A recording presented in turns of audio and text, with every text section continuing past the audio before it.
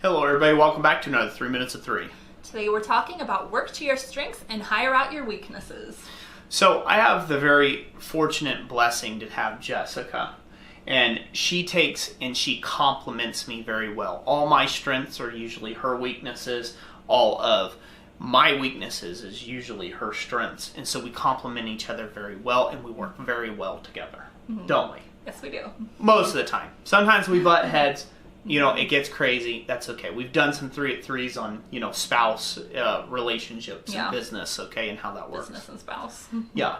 But if you absolutely hate answering emails, you absolutely hate taking and making stuff and doing things on the internet side of things, but you are a dang good artist and you need to get your work out there, don't sacrifice the fact that you're a good artist, but now you're limited because you don't know how to take and do the online part. Hire that out. There's subbing services that you can use. We may go into that in a different video, some different options and things that you guys can use out there. But just Google it to try to farm out that work. Find somebody, find a college-age kid, somebody who can help you in your business, do the things that you are lacking in, and then pay them very well for it, to retain them and to interest them into continuing to help you with your social media and things like that. In some cases, you're able to barter services with another person, but that's secondary. Don't necessarily rely on that being the case. Yeah. So, for instance, let me give you a better example.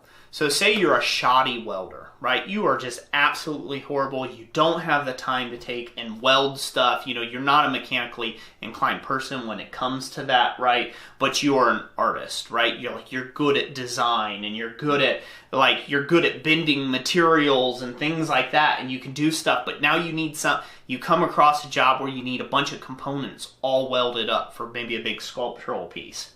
Farm that out to a weld shop. Farm that out to somebody who has a degree in it. Farm that out to somebody who has all the certifications and things like that. And bless somebody else. Charge it to the job, so this way you're not out on pay. But know for a fact, don't stray away from the job just because you're not any good at welding. You just have to farm that bit of it out. Yeah. It's called subcontracting, right? Subcontracted work. And that can, again, still progress your business. And who knows, you might start such a great working relationship with a fellow business in the community that they start really cutting prices for you and allowing you to have, reduced rates because you're giving them so much business. Say it's a real popular item. Right? Yeah, or even recommending work customers back your way if they find somebody looking for those kind of Same services. way. You get on a thing where you're constantly tossing customers back and forth to one another. You know, you come across somebody who needs a truck hitch welded up. You don't do that, but you say, I've got a guy. Right?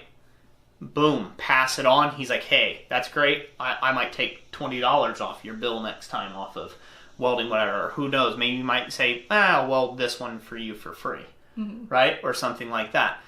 Get in those type of relationships. So you need to focus on your strengths, and you need to move as fast as you can at those strengths to be really good in business. Yep. There it goes. So that's going to be it for this 3 Minutes at 3. Thank you for joining us. And as always, God bless you. And we'll catch you on the next one.